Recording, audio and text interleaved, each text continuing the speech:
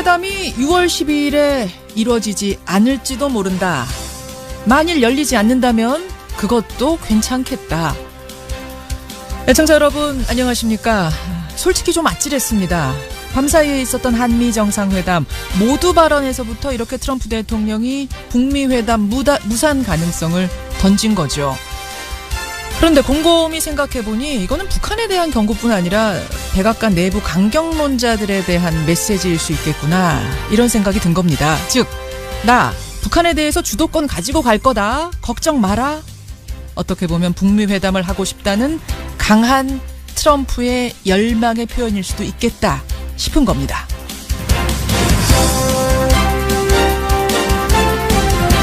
더 중요한 건 우리 역할인데요. 문재인 대통령은 우리는 중재자가 아니다, 이렇게 말을 했습니다.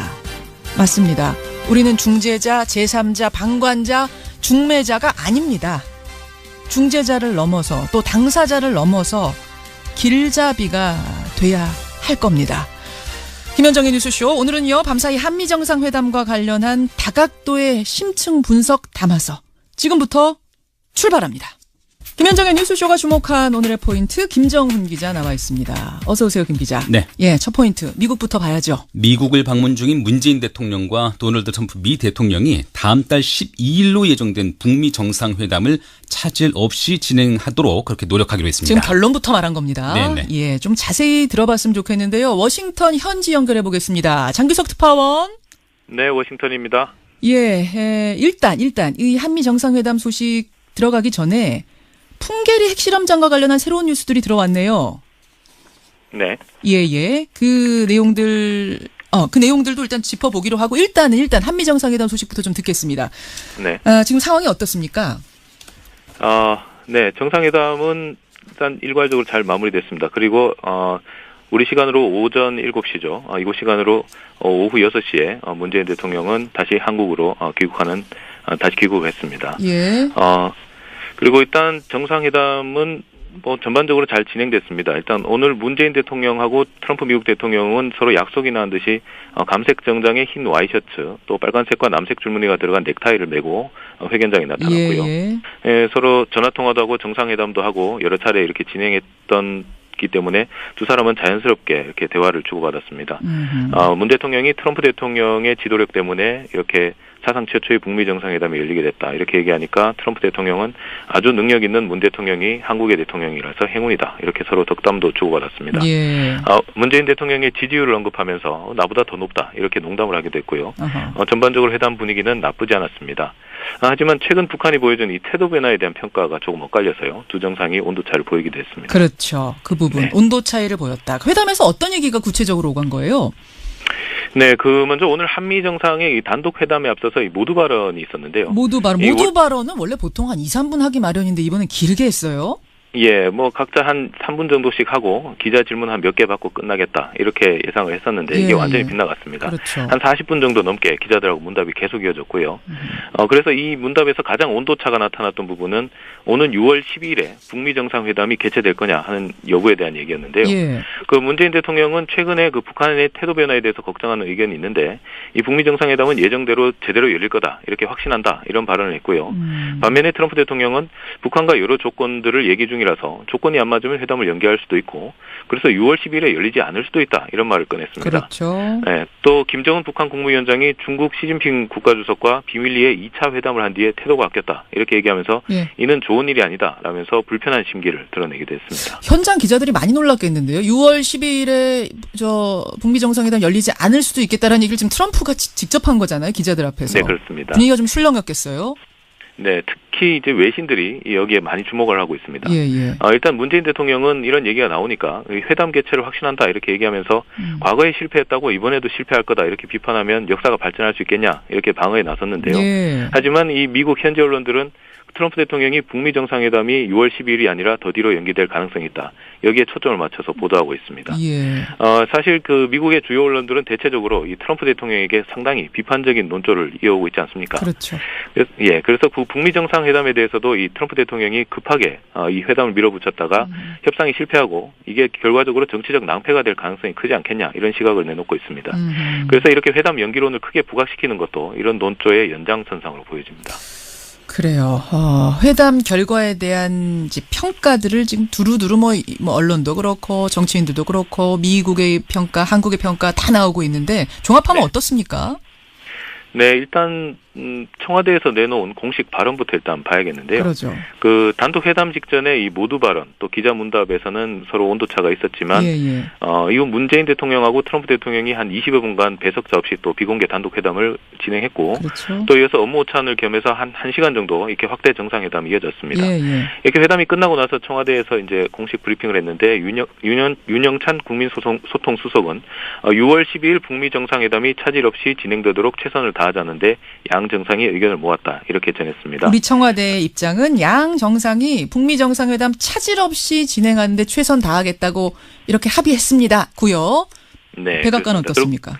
그리고 또 미국 쪽에서도 그 마이크 폼페이오 미국 국무장관이 회담 직후에 기자회견을 열고 북미 정상회담 성공을 위해서 최선을 다할 것이다 역시? 이렇게 밝혔습니다. 그래요. 결과적으로 이게 앞서서 북한의 태도 변화에 대해서 한미 정상의 평가가 조금 엇갈렸지만 일단 북미 정상회담을 예정대로 개최하도록 하자 하는 데는 합의한 걸로 보입니다. 그리고 또 트럼프 대통령은 김정은 위원장에 대한 안전 보장을 해주겠다 이거를 이번 회담에서도 재차 확인했고요. 또 비핵화 합의에 이를 수만 있다면 북한도 한국처럼 경제를 발전시킬 수 있을 것이다. 그리고 이렇게 북한에 대한 지원도 하겠다 이렇게 약속을 했습니다. 또 북한과의 비핵화 합의도 일괄 타결이 되는 게 바람직하다. 하지만 비핵화에 들어가는 물리적 시간이 필요하다는 점을 알고 있다. 이렇게 밝혀서 북한에 대한 압박을 조금 늦추는 그런 모습도 보였습니다. 그리고 또 하나 주목이 되는 게 남북미 종전선언, 그러니까 종전선언, 평화협정 이것에 대한 방안도 논의가 됐다면서요. 네, 그 청와대 윤영찬 수석이 북미 정상회담을 넘어서 이 남북미가 공동으로 종전 선언을 하는 방안이 논의됐다 이렇게 밝혔는데요. 하지만 뭐 자세한 내용은 밝히기가 어렵다 이렇게 얘기를 했지만 일단 트럼프 대통령이 이 제안에 부정적이지는 않았다 이렇게 분위기를 전하긴 했습니다. 그래서 이게 남북미가 북미 정상회담 직후에 서로 이게 남북미가 종전 선언을 하는 이런 상황이 정말로 현실로 나타날지 또 관심이 집중되고 있습니다. 지금 뭐 짧게 장규석 기자 리포트를 들었지만 이게 하나하나 꼼꼼히 따져보면은요, 주목할 발언들이 굉장히 많습니다. 조금 후에 저희가 좀 분석을 더 해보도록 하고, 어떻게 문재인 대통령은 곧바로 귀국을 하는 건가요? 네, 아까 말씀드린 대로 방금 전에 미국을 떠났습니다. 문재인 대통령이 탄 전용기가요. 이게 이제 1박 4일이라고 하는 강행군이었는데요. 그렇죠. 사실 이 1박 4일이라는 일정이 참 힘든 일정입니다. 그 대통령부터 수행 기자단들까지 다들 시차 적응할 시간도 없이 미국에 왔다가 24시간 만에 다시 귀국기로 올랐습니다. 그러니까요. 네, 이번 한미 정상회담은 그 북미 정상회담이 열리기 전에 이 한미 정상이 긴밀하게 공조하자 이런 차원에서 열린 것이지 않습니까? 그래서 그 북미 정상회담에 차질 없는 추진, 더 나아가서 북한이 불안감 없이 비핵화에 나설 수 있도록 체제 보장을 해주자. 이런 부분에 한미가 서로 합의하는 게 이번 회담의 기본 목표였는데 여기에는 어느 정도 공감대가 이루어진 것으로 보입니다. 그런데 이제 앞으로 미국 현지에서 그 북미 정상회담과 관련해서 이렇게 나오고 있는 회의론이 얼마나 또 줄어들지 또 북한이 회담 전에 이렇게 힘겨루기 차원에서 추가로 비난 성명 등을 또 발표할 수도 있는데 여기에 트럼프 대통령이 얼마나 의연하게 대처할 수 있을지 이런 부분을 봐야 이번 한미 정상회담이 성공했느냐 아니냐를 이렇게 가늠할 수 있을 것으로 그렇게 보입니다. 여기까지 보겠습니다. 워싱턴 장규석 특파원 고생하셨습니다. 네. 워싱턴의 CBS 장규석 특파원 먼저 좀 연결을 해봤습니다. 다음 포인트 가죠. 네, 첫 재판에 나서는 MB입니다. 오늘 이명박 전 대통령 첫 재판 있습니다. 네, 오늘 오후 2시입니다. 서울중앙지법 417호 대법정에 출석하고요. 앞서 세 차례 열린 공판 준비 기일에는 모두 모습을 나타내지 않았는데요. 오늘은 정식 재판이 시작되는 날인 만큼 반드시 나와야 될 의무가 있습니다.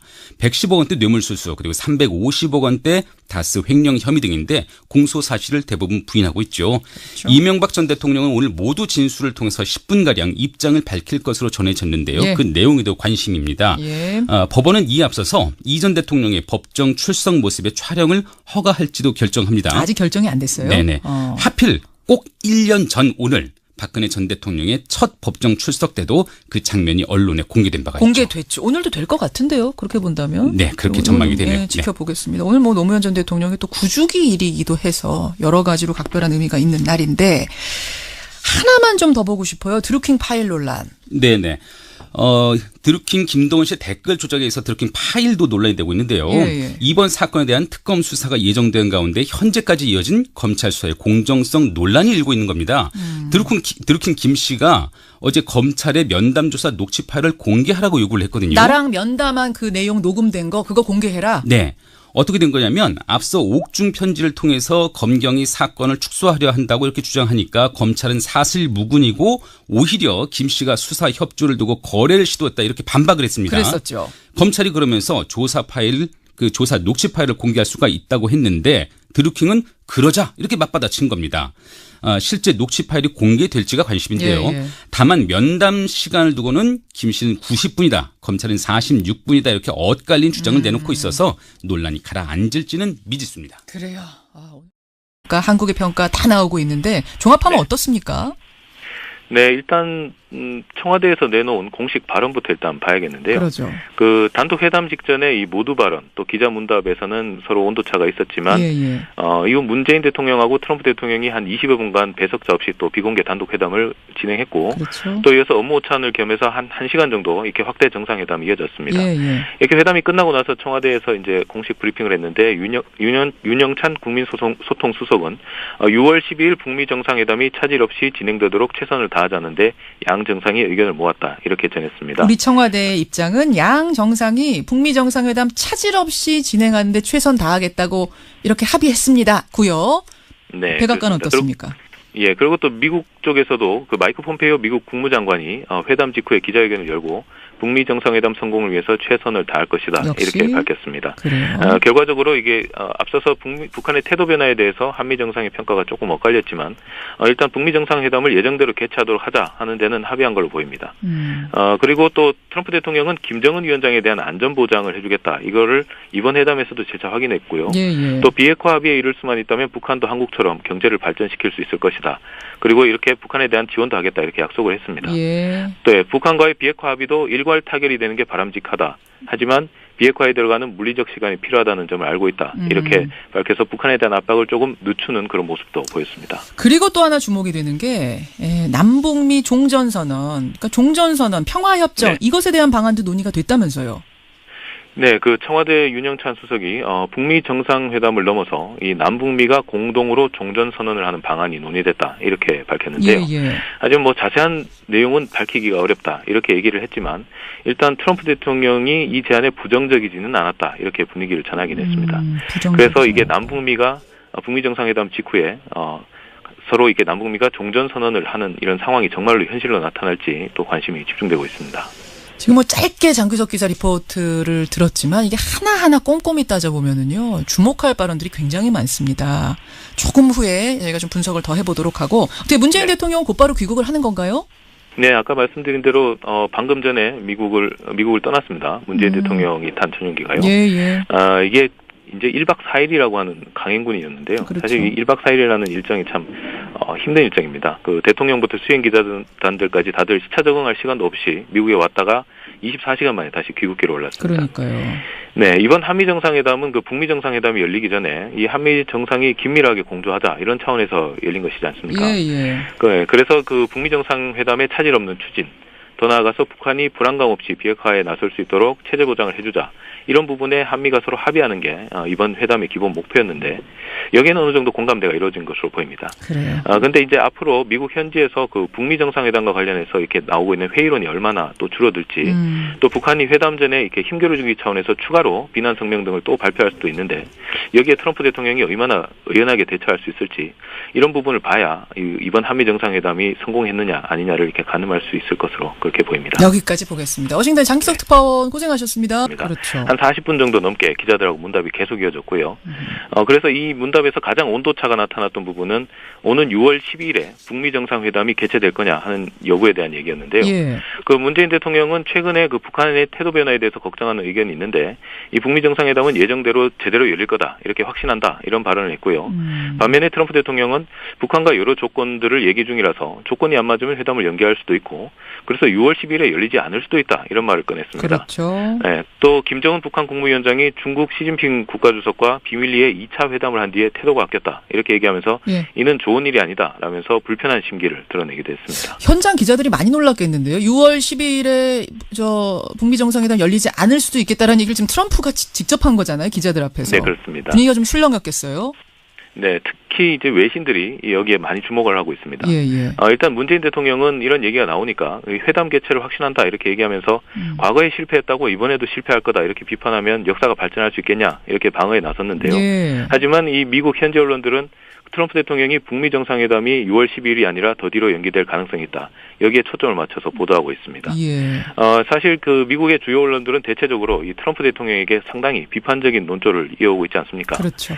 그래서 북미 정상회담에 대해서도 이 트럼프 대통령이 급하게 이 회담을 밀어붙였다가 협상이 실패하고 이게 결과적으로 정치적 낭패가 될 가능성이 크지 않겠냐 이런 시각을 내놓고 있습니다. 그래서 이렇게 회담 연기론을 크게 부각시키는 것도 이런 논조의 연장선상으로 보여집니다. 그래요. 회담 결과에 대한 이제 평가들을 지금 두루두루 뭐 언론도 그렇고 정치인들도 그렇고 미국의 워싱턴입니다. 예, 일단 이 한미 정상회담 소식 들어가기 전에 풍계리 핵실험장과 관련한 새로운 뉴스들이 들어왔네요. 네. 예. 그 내용들도 일단 짚어보기로 하고 일단 한미 정상회담 소식부터 좀 듣겠습니다. 네. 지금 상황이 어떻습니까? 네, 정상회담은 일단 일괄적으로 잘 마무리됐습니다. 그리고 우리 시간으로 오전 7시죠. 이곳 시간으로 오후 6시에 문재인 대통령은 다시 한국으로 다시 귀국했습니다. 예. 그리고 일단 정상회담은 전반적으로 잘 진행됐습니다. 일단 오늘 문재인 대통령하고 트럼프 미국 대통령은 서로 약속이 난 듯이 감색 정장의 흰 와이셔츠 또 빨간색과 남색 줄무늬가 들어간 넥타이를 메고 회견장에 나타났고요.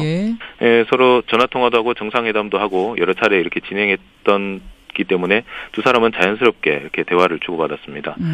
문 대통령이 트럼프 대통령의 지도력 때문에 이렇게 사상 최초의 북미 정상회담이 열리게 됐다. 이렇게 얘기하니까 트럼프 대통령은 아주 능력 있는 문 대통령이 한국의 대통령이라서 행운이다. 이렇게 서로 덕담도 주고받았습니다. 예.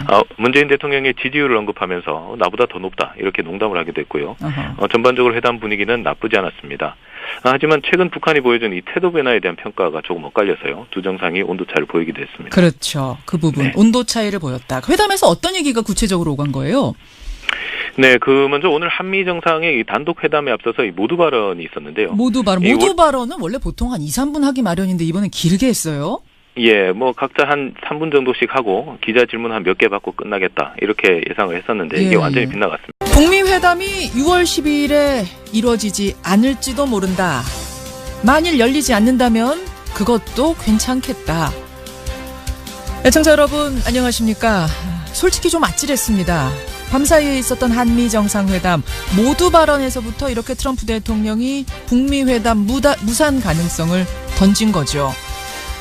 그런데 곰곰이 생각해보니 이거는 북한에 대한 경고뿐 아니라 백악관 내부 강경론자들에 대한 메시지일 수 있겠구나 이런 생각이 든 겁니다. 즉, 나 북한에 대해서 주도권 가지고 갈 거다. 걱정 마라.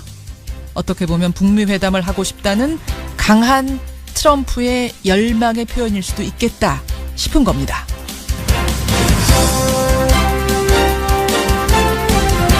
더 중요한 건 우리 역할인데요. 문재인 대통령은 우리는 중재자가 아니다 이렇게 말을 했습니다.